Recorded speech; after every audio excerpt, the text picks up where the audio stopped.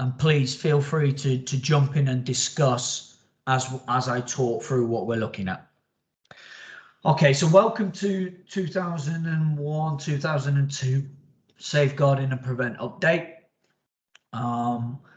We have a starter activity which the group have just completed by using breakout rooms.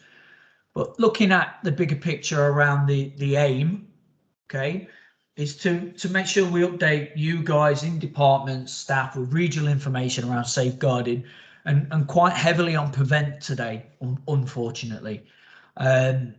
What does that then look like for the outcomes? Well, we want to be able to make sure the headlines are there just to activate you to start thinking about what you may hear about, what you may come across in the next several months of this academic year. A refresher on any policy and procedures updates and any updates on CPOMs. I think that's quite brief, to tell you the truth. The 2021-22 regional theme. So this is something that is dictated to us by externals, and it can be quite worrying, but we are empowered with knowledge, and therefore we are aware that we work with some of the most vulnerable people in our communities on occasions, and we, i.e. you guys on the front line, do an absolutely amazing job. So if you're also got a bit of an insight into what might be happening within a certain region, that gives you a heads up. As always, I want to know openly if anybody has got any concerns on what that may well be, because if I can answer it now, great. If I can't, then we'll look at further CPD training or even booking in a meeting and some support. What has been requested previously on feedback is what happens next. There's an interest into actually what happens behind the scenes. So if and when you have a case and you've handed that over to your DSO, you may well get an update here and there, and you may well read things on CPOMs, but understanding around the bigger picture what happens, I'll just very quickly walk you through that. And again, we finish with some Q&A. Okay. So headline reviews then, very visual off the back of last year. As you can see, that safeguarding cases. So our safeguarding cases are not necessarily well-being. Okay, you guys deal with several well-being cases for individual candidates each week. Right? We define a safeguarding case where it will affect them or others over a period of time, and their safety is paramount. Okay, this then feeds into a local authority, into the police, into healthcare, or more importantly, into our funders. All right. So as you can see, over 1920, we had very limited. Okay, compared to what we had last year, where we had over 100 cases. Why was that? Well, we can analyze the reasons, really. We had the pandemic that hit everybody. We had the returning back to face-to-face. We had a very well-trained, competent workforce who are now confident enough to use an online system that records safeguarding incidents quite accurately. All right, and that is CPOMs. What we have got at the minute is we've only got 3 cases that are live as of 13th of the 10th. So before Charlie, Lisa and Emma kind of fall off the chair, this is because since the last report, we have had several, in particular 16 to 18-year-olds associated with funding now. So the next report, we would see this probably raise over the kind of the early teens mark. Okay, so within safeguarding, what is our main kind of headlines? So last year, what we did is we had 32 external reports. So these reports were not us telling them about cases. These reports feed into SING meetings. These reports feed into local authority avenues for social workers, and also funder and police. which is why, especially inside the Bedford and Training Centre, you will notice our recruitment and training of our brilliant learning support assistants, and in particular people moving forward like Shannon into a more of a coordinating role, where that support moving forward will enable Charlie, will enable Lisa and Emma to focus more on the bigger picture rather than having to attend and be writing reports and so on and so forth. Major and serious cases. Thankfully, we don't have a lot, but if we were to compare ourselves to a college, we're very similar. We don't have thousands of candidates. We only have a handful of 16 to 18-year-olds. But again, we work with some people that are in difficult positions in their life, different stages of their life, and may or may not have the right choice available to them. So last year we saw, no surprise, mental health being probably the main factor of our serious cases. Threats to self-harm, whether that be verbal or actual, okay? It may even have been situations where you are concerned professionally, okay? The second thing, again, is county lines. So not just the perpetrators of this, not just the people who are deemed to be involved with drugs or with criminal activity, but have been vulnerable enough to be caught up with that, whether that be through naivety, wanting to be involved, or whether that could be because they are groomed or taken advantage of. Again, particularly 16 to 18-year-old category for that, but we need to be aware, as we'll talk about and identify later on, that there isn't age related. Yes, they want younger people, but when we start thinking about having access to property, having access to vehicles and so on and so forth, then they're going to target more vulnerable adults, which we do work with. Minor incidents that could have developed, and this is something I've dropped in because I think that this is quite a oh no doom and gloom report when we look back at how many serious incidents we have, but we had tens and tens of incidents that you guys intervened with, that you have used your professional high ability to identify the signs, to identify something that's not quite right, and rather than just leaving it, you have gone above and beyond and you have supported that person, which is to minimize the actual effect to them and to others. The obvious one for our younger candidates is around substance use, in particular cannabis. Okay, and that is not just on site, although there has been rare occasions, but it's also off site. So we're really trying to influence people around what they do as part of the SSG family outside of the site, outside of the provision. It does have an effect on them and us. Included in that would be alcohol.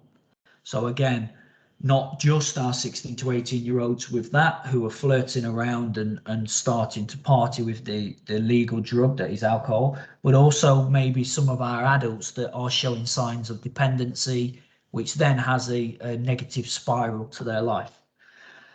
Part of this is homelessness, okay? So sofa surfing, people who are in between rental arrangements or social housing, whether they're living in assisted places. And again, the pandemic has a lot to account for that, especially up and coming, where landlords are now free to evict as opposed to being restricted as they were through the pandemic. Domestic violence, and then linked to that would be abuse as well. So abuse, as we state in our safeguarding policy, is wide ranging. There are various subheadings to what is abuse. Neglect, financial control. It is not just words and physical actions. i.e. violence, which is classed as abuse. It could be quite difficult for us to label certain behaviours as abuse, but if we think about that and then proactively get involved, i.e. are you a home carer? Are you somebody who is young and you are looking after siblings or even looking after family members? That is fantastic. You're a home carer, you're supporting, brilliant. Is that damaging your social well-being? Is that damaging your access to education? Are you going without the basic necessities? Then that starts to lean into being taken advantage of, which is abuse. Okay, and there has been a couple of occasions which I think that people have dealt with this and not even realised that you've prevented a more serious safeguarding concern. Prevent. One channel referral. So this was a very, very serious incident and it was avoided. Okay, and I use this and I will be using this on a national forum as an example, obviously editing names and things like that, but it is something that I wear with pride as a professional, as your DSL. The person involved had started to spiral with their behavior and it was caught at the very, very, very start of that behavior after a Christmas period, because staff, in particular one or two, picked up on the use of language, picked up on debates and arguments within the group, and didn't just put it down to behavior or poor behavior. They digged a little bit more, they activated communication, and they monitored proactively and updated a system, which then meant when it did come to a situation where we reported, we had reams of progressive evidence which actually made us look like we were the social workers, we were the care, we were the police. The result of that person got the help they needed. It may not have been the way we wanted them to receive help, but they did get medical help and they did get prevented from causing any physical harm or damage to property. So well done. PMPs and CPOMs. Okay, so remember to revisit, guys. Everybody is on there, fantastic. CPOMs is not perfect. I am not perfect using CPOMs. All I ask is that you consciously try to revisit your candidates. When you have a couple of minutes with a cup of tea, not that you ever do, but if you do, log on and have a look. Okay, have a read. Can you update their information, in particular the date of birth and their address, even their contact details if possible? Yes, we've got that saved centrally in PICS, but if I need that information on a Sunday, it's not accessible through MIS and the business support teams. Okay, so myself and some of the DSOs are on 7-day call, and having that information at one click of a button may save a trip to the office, and it may make it really efficient in reporting. Assign the incident to a DSO. So when you go back to it and you've uploaded your concerns and you've uploaded information, you've checked that their details are up to date, make sure that one of your DSOs, your designated safeguarding officer. So example in this meeting is obviously Charlie, Emma Graham, who is also our safeguarding champion, Lisa Nixon. If we have a main concern around staff member, then we would go to Amy Bell or one of the other DSOs at the minute. And if you're struggling to find those people, you can then reach across to Emily Warbank, Adam Lewis, Laura Bird, who have all had the same training. We meet bi-weekly. Assign the candidate to a group. So this is supporting your DSOs and myself to track, record and report. Okay, so go back in there and you know that they are not attached to NACRO yet. So I'm going to attach them to a pre-funded group. And then maybe in a week's time, 2 weeks time, they move on to a funded system. Great, check that. and then amend it and place them onto onto a 16 to 18 years. Record the outcomes for any actions. So this is something that I've started to pick up on, that we're writing statements about what's happened, as in historically, but you're beating yourselves up. So you're not necessarily recording down what is currently the position or what you are planning to do. Okay, so you would write down, okay, a meeting set for parents on the 5th of November. Brilliant. But then on the 15th of November, there has been no follow-up to, did they attend that meeting? What happened in that meeting? Was it proactive, positive? And then what are the future steps for that? Okay. At any point, guys, dive in if you've got questions. So P&Ps, okay. So the process guidance, I just wanted to show you. This is a really good point of reference, especially if you've not been here for a while.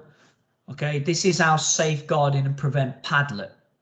Okay, this is a one-stop shop, like a library of resources that we get from externals, and we kind of categorize them a little bit. Okay, so in here, must reads, you have got your reporting process there that you can click on. You can access this off of any device that has the internet access to the Padlet. But you also have policy procedures, documents, but in particular things like prevent categories, where you've got a series of resources, anything that you think might be linked to over 18s, and you think, oh, I'm not quite sure, I want to look at this. This is your first point of call before you go on Google. Okay, again, specific under 18s. We had lockdown support, which is still prevalent. And then what we've also got here is an archive, and we don't get rid of previous information because it may be useful in the future. So the link for this obviously is on the presentation. You should have access to that already. Any presentations that we give to you in CPD, guys, will be put onto the quality Padlet. They're also accessible through me if you can't access the Padlet, and I'll email them to you. Are we good? Okay. So regional themes and updates. We receive monthly updates around our prevent agenda, which is anti-radicalization, as a refresher for you guys. We do a lot of internal CPD and acknowledgement of that. We send out resources, as you can see on the Padlet, but we also engage because of incidents like what happened last year. We are all about what the terminology is about, prevent. We want to disrupt and be involved with behaviours before that vulnerable person gets picked up by somebody with a negative intention or is being confused and led astray by negative or misleading information, i.e. being groomed. If I was to click this one on here, so the fact sheet has now been released by the government. It is saved at gov.uk in a central location. Okay, this will give you in black and white all information related to prevent practice right now, including definitions about what channel panels are. Okay, it gives you links to how we can refer, but it also gives you some statistics, case studies, information that is positive around rehabilitation. And then off the back of that, it gives you forwarding links and links that are associated with other websites that are useful. Okay. So I thought that link was great. That's been sent to us by David Leighton Scott, who is our regional prevent advisor. Okay. At the minute, we are looking at all forms of terrorism, okay, and none more so than what has been seen recently in society. Apologies, but 43% of referrals to channel panels. So this is where professionals, police, health, education are concerned about the behaviours, the declining behaviours, actions or intent of an individual. They believe that they cannot support them or defer them away from their opinion, and we think that they may be vulnerable towards acting criminally. Okay, because of that, we would refer them to the channel, and on that panel, 6 experts from all different sectors, and they make a decision whether they can refer additional resources to that person, to their family, to their support network, in order to alter behaviors and disrupt ideology before it gets too far. Okay, since 2019 and 20, and obviously it's slightly behind in data for these things, it takes maybe a year to be able to record back, 43% of all cases were linked to extreme right wing. Okay, the next 30% was Islamist radicalization. When we go underneath that, where we say came under mixed, unclear or unstable, 127 people were supported because they were not quite sure which direction they were going to go in. And off the back of these statistics, there is high supporting evidence of poor mental health or SEND underlying issues. Okay, so already vulnerable people, and then they're being accessing information where they're confused about, or something happens in their life and they lean towards the wrong solution. Any questions about our regional themes? Okay, moving forward then. So what we have here now is a new initiative. Okay, and this initiative is being aimed at young people, in particular young people that are communicating and expressing views online through social media, through various websites and different kind of portals. And it is a piece of resource and a project where we can literally explain to them about what is going too far, what trouble you would be in if you did this, if you said this, if you acted like this. Where is the line from having freedom of speech, which we're very proud of in our country, to actually you are now coming under surveillance by the terrorism associations in the police, and where are you starting to cause offence and potentially becoming a criminal act? Okay, so the ongoing blog has practical tips, it has resources, it has things again which are aimed at predominantly under 18s, but having looked at it myself, I can't see any reason why you wouldn't use that with our adults, especially to initiate discussion. Let's remember about how we deliver to our adults. We want to lead them towards an answer that they think they have achieved. If we want them on board with us, that's what we want. We don't want to tell them and dictate, because again, as an adult, that can come across as patronizing or demoralizing that they didn't already know. Whereas if we start discussions with adults around younger people, we can take advantage of that debate and conversation and link it immediately into their own lives, into their own social network and circles, or even into what's happening in the media right now. So that is a link to the blog, to the website. It's got videos on there. It's got other links to where we can go, other policies. And it is a project that has literally started, as you can see, June. So it's brand new.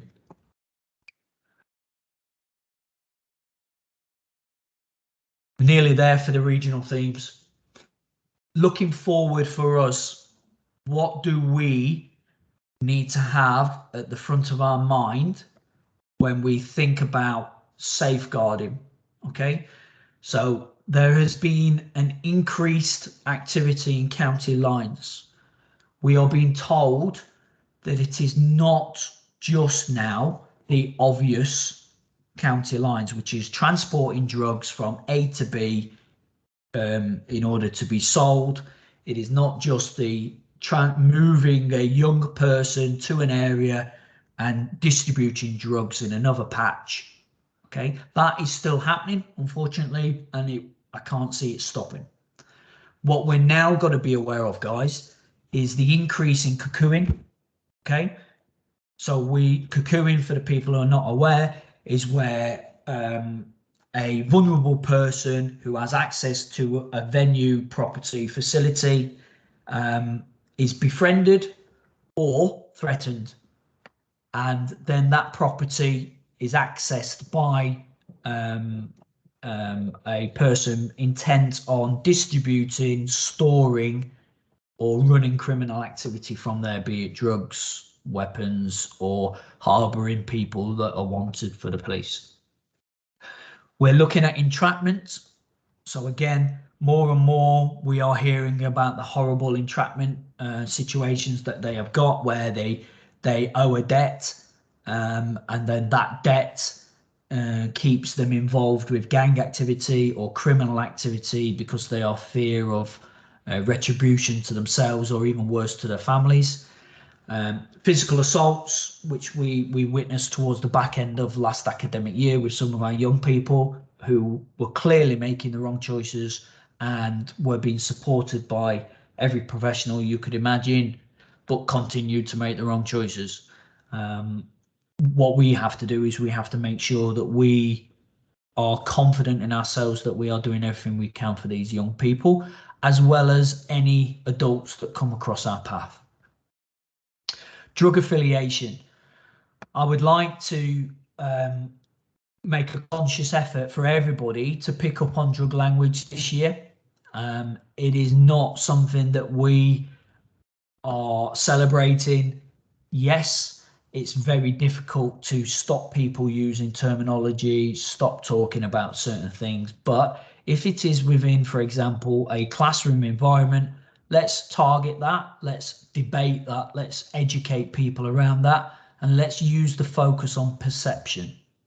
So let's start talking to our people around how they are being perceived to somebody else.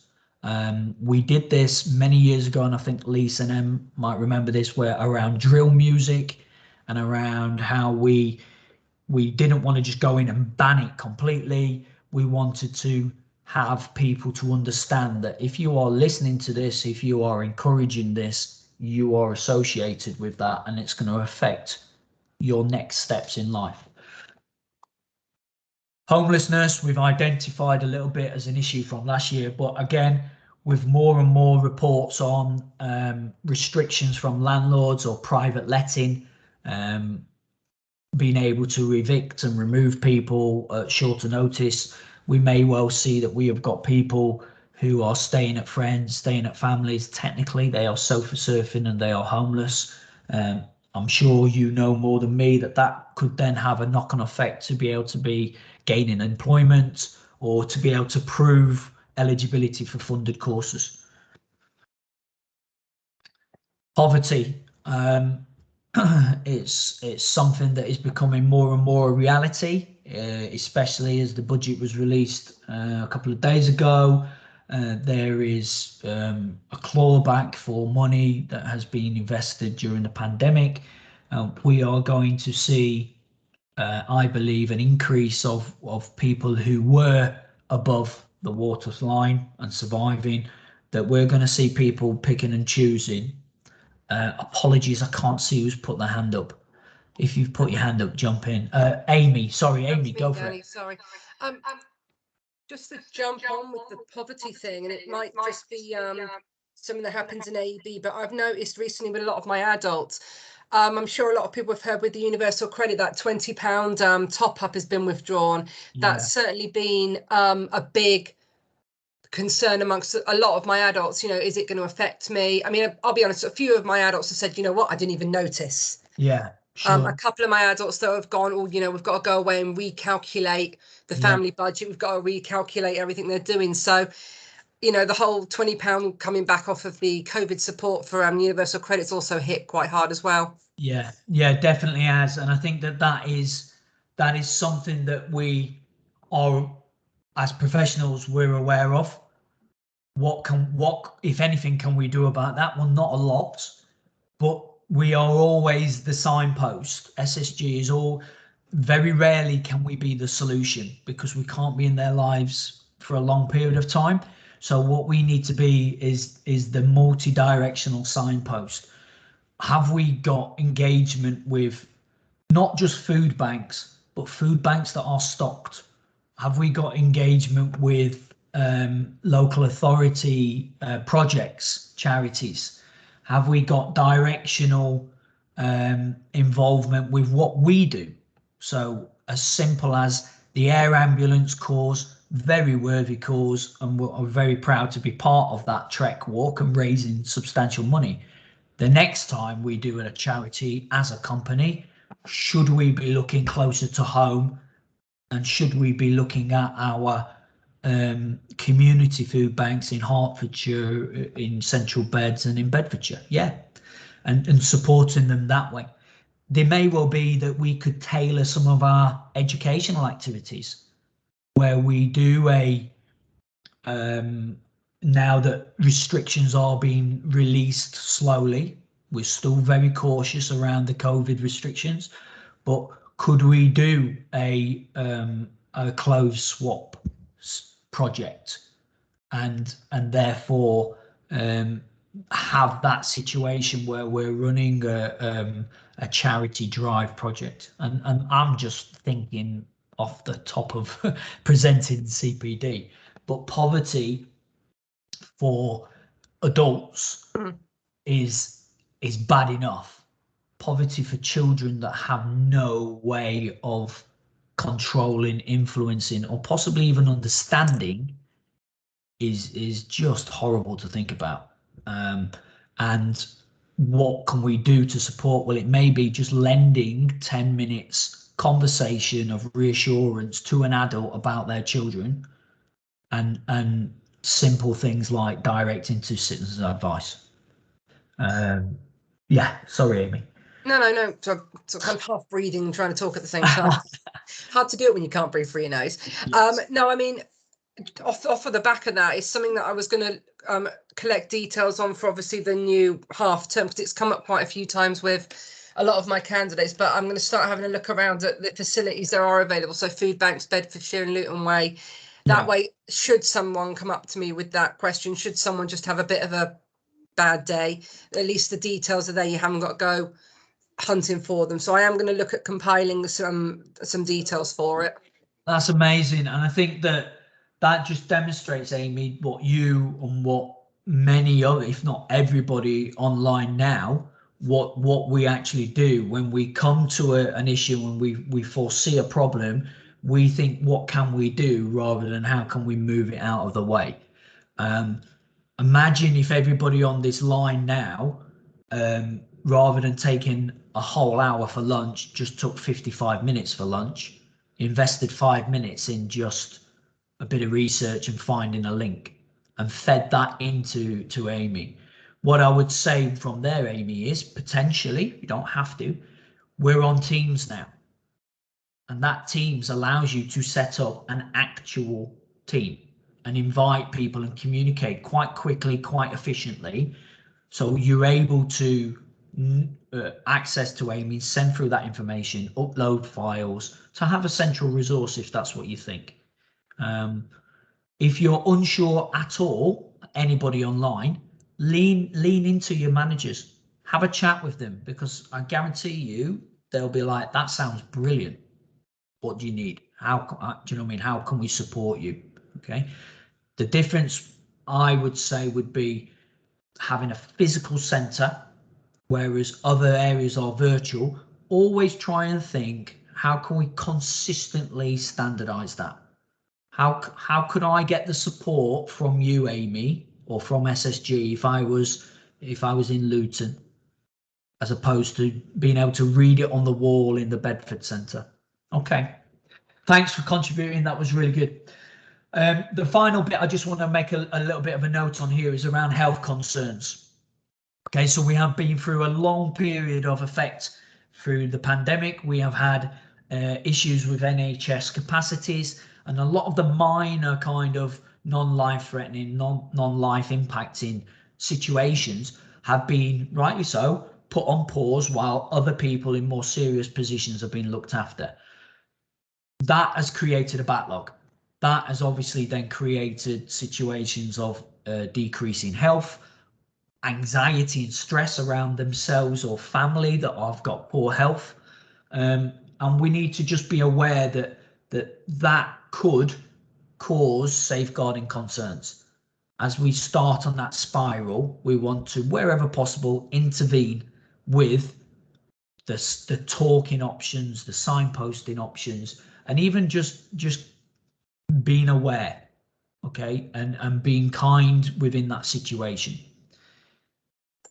What are we looking at now for a little bit more seriousness now? So our prevent heads up, basically, from David, is that the far right have not disappeared anywhere. They are going politically aligned, as we were discussing last year.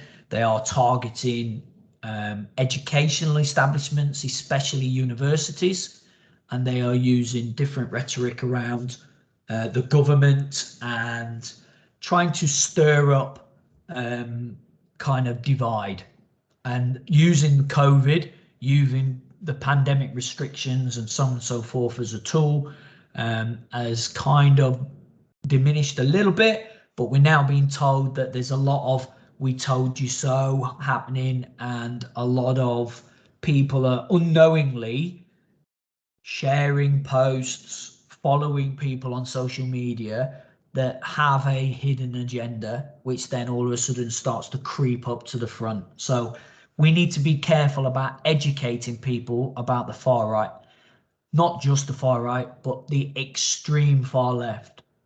And we are seeing more and more of that on the news. Okay, we could have a debate, if we had time, around where does Insulate Britain sit on our terrorist spectrum. Okay, we would say, well, they can't really be terrorists because they're not trying to kill people. No, but they are breaking the law, and they are actively trying to disrupt and affect people negatively to get their point across, which technically is on the fringe of terrorist acts. It is organized, it is pre-planned, and it is something that you've seen in the news has activated additional powers in order to maintain and control their actions. So that's what I mean by the extreme far left, those different fractions there. Marketing. So keep your eyes out, guys, as always, for stickering. Even when you're out and about in your own life, if you see stickers stuck on public places and things, and you're catching the eye, there is a resource on our Padlet which gives you information about what symbols are related to which extremist group. Please don't share that with our candidates, because if they go off and unknowingly start to Google these things, it's going to ping and it's going to activate. Same with you. If you are wanting to research anything like this, please come to me directly so I can support you and you don't get a knock on the door if you start Googling certain images and certain pictures and pinging up on local police radar.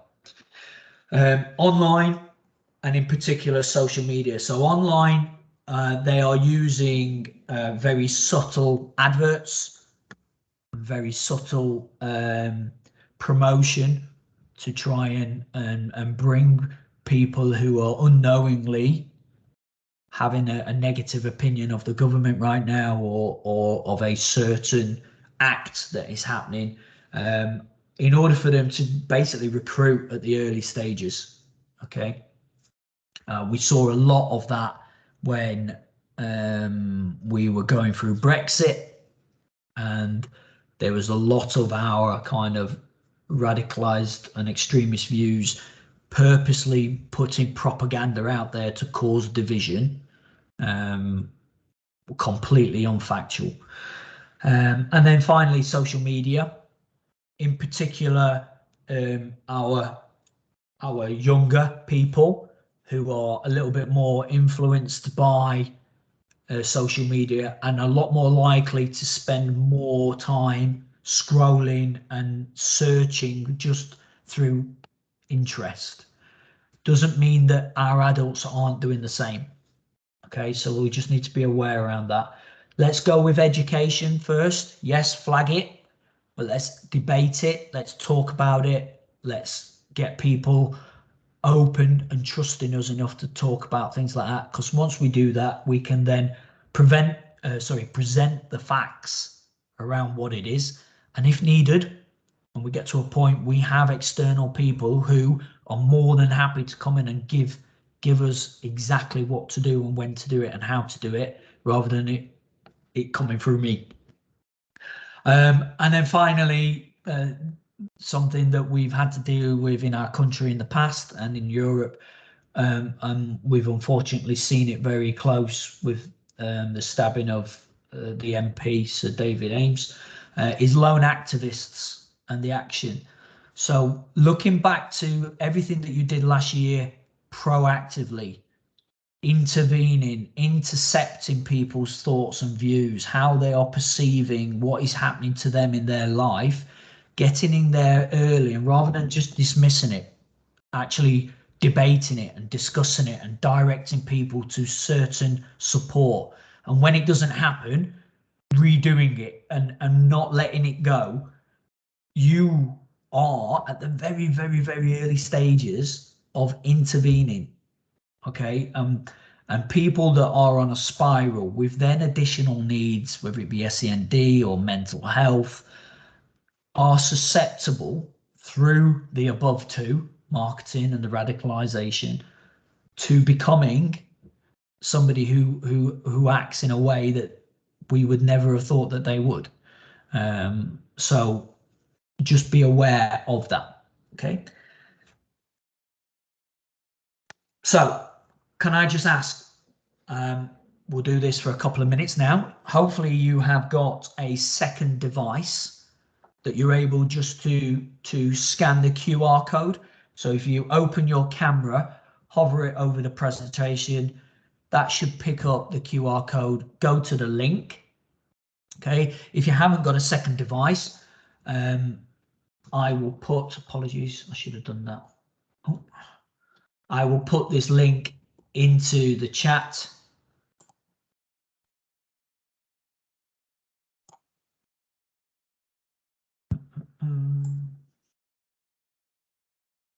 What I want you to do is I just want you to answer that question. Okay, what concerns you for 21-22? So we're obviously discussing at length around safeguarding and prevent. So if we can try and keep to that topic, what concerns you in the upcoming year? Okay, and then what I'll do is I will share the answers as they come through. So brilliant, straight away someone's popped on there, how much time young people are online. Yeah, so bullying, okay, something that is probably, oh, apologies, something that is very very damaging to people of all ages is bullying. Okay, so male mental health. Okay, young people's use of social media and how it affects their mental health. All right, So we're scrolling. Mental views and lifestyles, awareness of narcissism, emotional abuse, drink spiking, sexual spot. Yeah. I personally, on behalf of you all, work on a contract with Recom, who are nightclub, bars and restaurant owners, a conglomerate.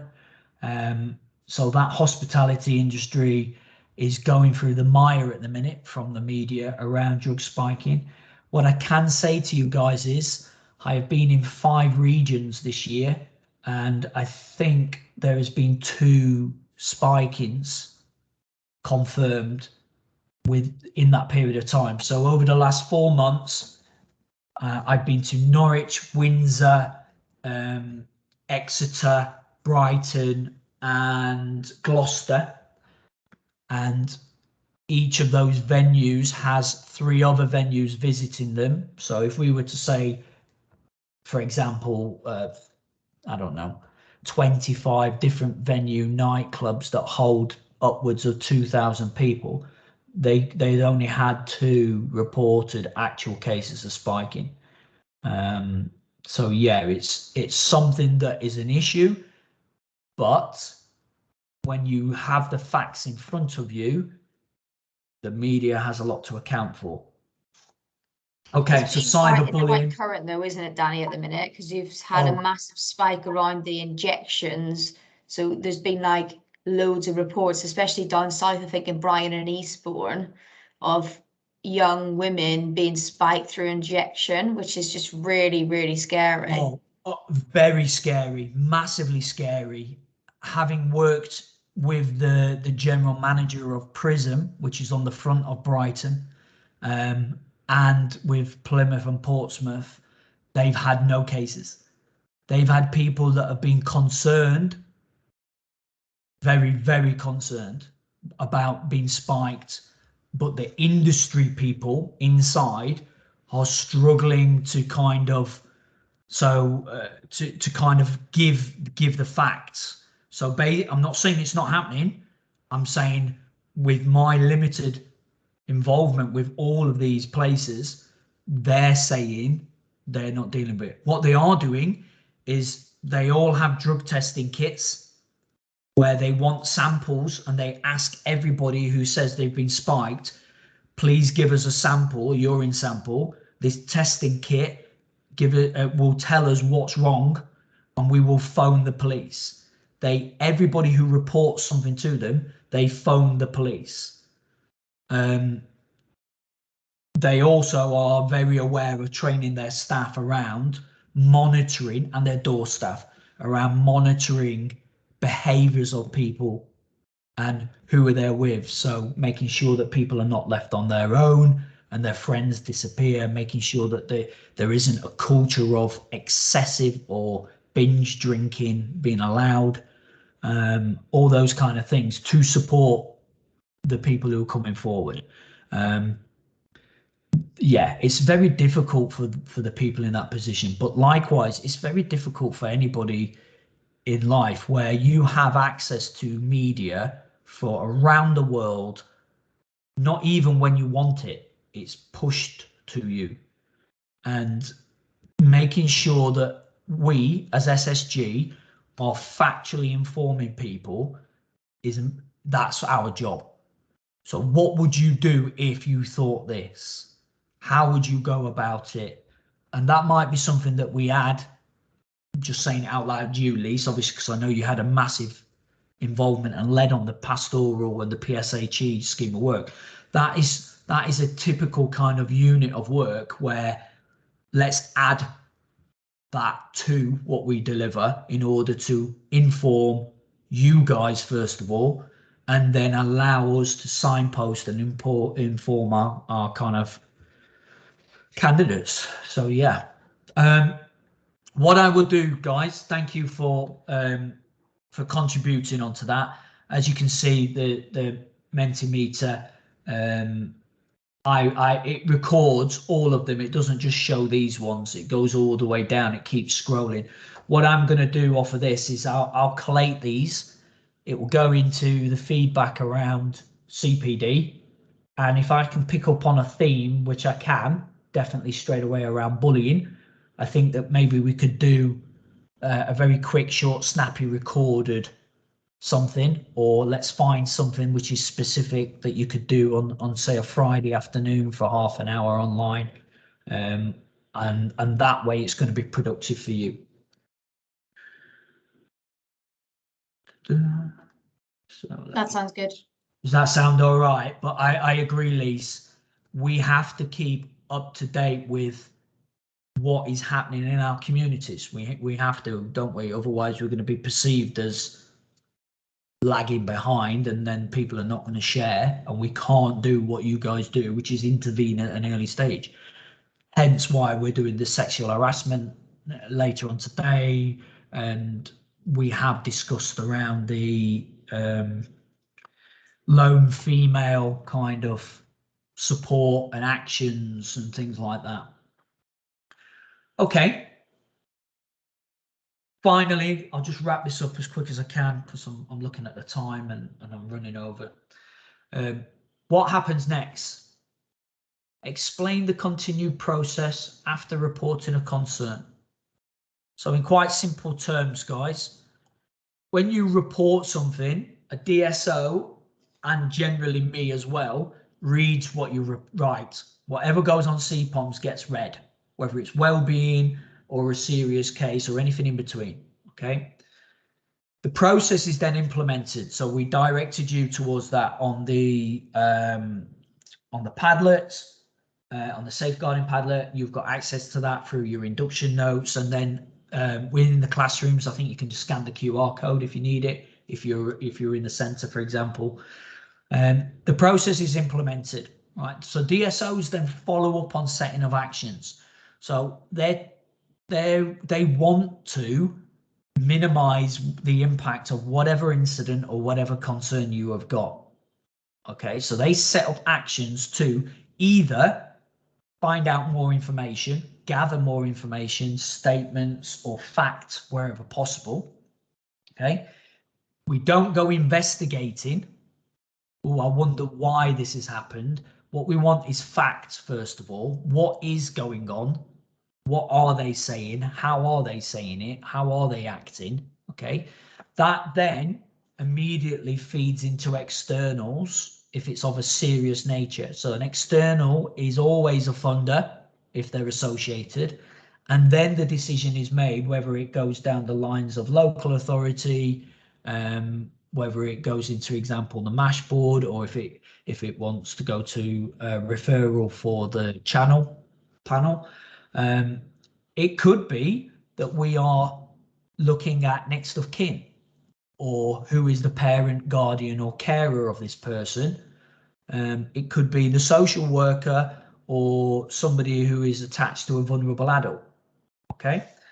A lot of the time, folks, we don't just do that because we are good people, which we all are.